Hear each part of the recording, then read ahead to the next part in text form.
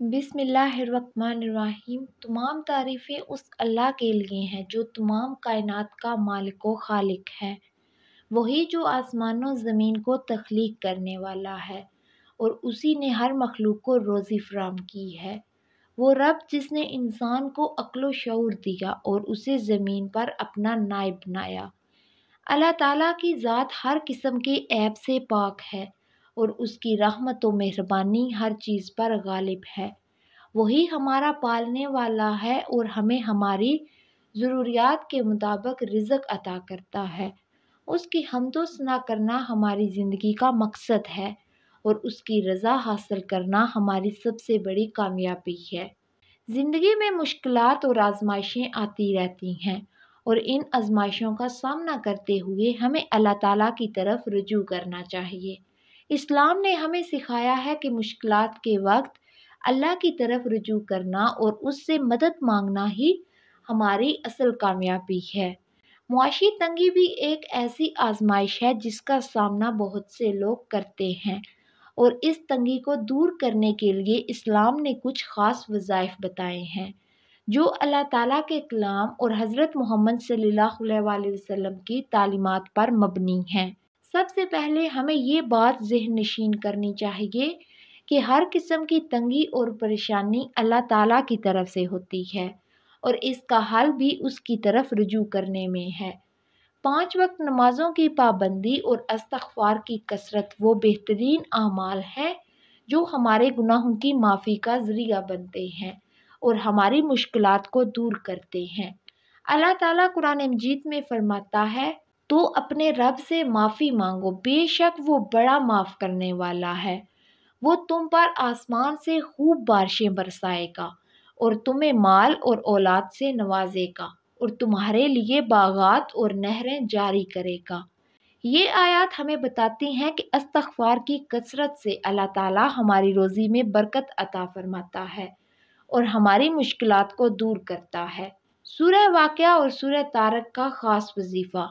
حضرت محمد صلی اللہ علیہ وسلم نے ہمیں بتایا ہے کہ سورہ واقعہ روزی کی فراگی کے لیے بہت مؤثر ہے۔ اسی طرح سورہ طارق بھی ہماری مشکلات کو دور کرنے میں مددگار ہے۔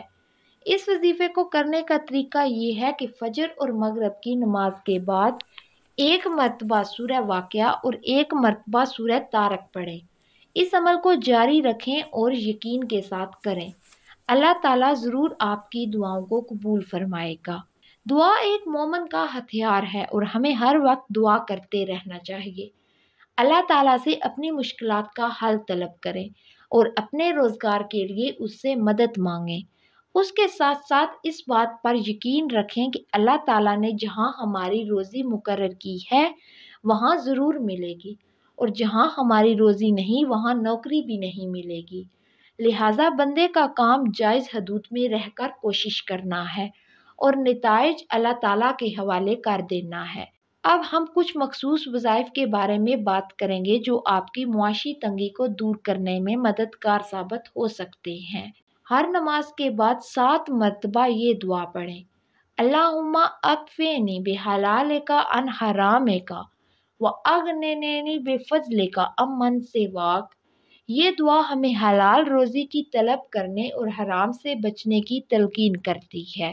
نمبر 2، وضو کی دعا۔ جب بھی وضو کریں یہ دعا پڑھیں: اللہم اغفر لی ذنبی وسع لی فی دری وبارک لی فی رزقی۔ یہ دعا ہمارے گناہوں کی معافی اور رزق میں برکت کے لیے ہے۔ فجر کی نماز کے بعد طلوع آفتاب سے قبل 70 مرتبہ سورہ شورى کی آیت نمبر 19 کا ورد کریں، پھر اللہ تعالیٰ سے اپنے مقصد کے لیے دعا کریں۔ نمبر 4، کثرت سے پڑھنے کی دعا۔ یہ دعا کثرت سے پڑھیں: توکلت علی الحی الذی لا یموت الحمد للہ الذی لم یتخذ ولدا ولم یکن لہ شریک فی الملک ولم یکن لہ ولی من الذل وکبرہ تکبیرا۔ حضرت محمد صلی اللہ علیہ وسلم کا فرمان ہے۔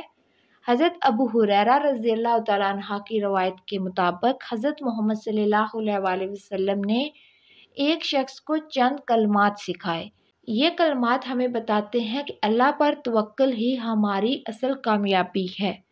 ہمارا یوٹیوب چینل آپ کی رہنمائی کے لیے ہے اور ہم ہر ویڈیو کے ذریعے آپ کی زندگی میں آسانیاں پیدا کرنے کی کوشش کرتے ہیں۔ آپ کے مسائل کا حل قرآن و سنت کی روشنی میں پیش کیا جاتا ہے تاکہ آپ کی زندگی میں برکت آئے اور آپ اللہ کی رضا حاصل کریں۔ یا اللہ ہمیں تنگ دستی سے بچا اور ہمارے رزق میں برکت عطا فرما۔ ہمیں اپنی عبادت کرنے والا بنا اور حلال رزق عطا فرما۔ یا اللہ جو بھی اس پیغام کو سنے اور اس کی زندگی میں آسانیاں پیدا فرما اور اسے دنیا و آخرت کی کامیابی عطا فرما، آمین۔ اللہ تعالیٰ کی طرف رجوع کرنا اور اس سے مدد مانگنا ہماری مشکلات کا اصل حل ہے۔ 5 وقت کی نماز کی پابندی کریں، استغفار کی کثرت اور جو آپ کو وظائف بتائے گئے ہیں انہیں اپنائیں۔ یہ وظائف ہمیں اللہ کی رضا کے قریب لے جاتے ہیں اور ہماری مشکلات کو دور کرتے ہیں۔ اللہ تعالیٰ ہمیں اپنی رضا کے راستے پر چلنے کی توفیق عطا فرمائے۔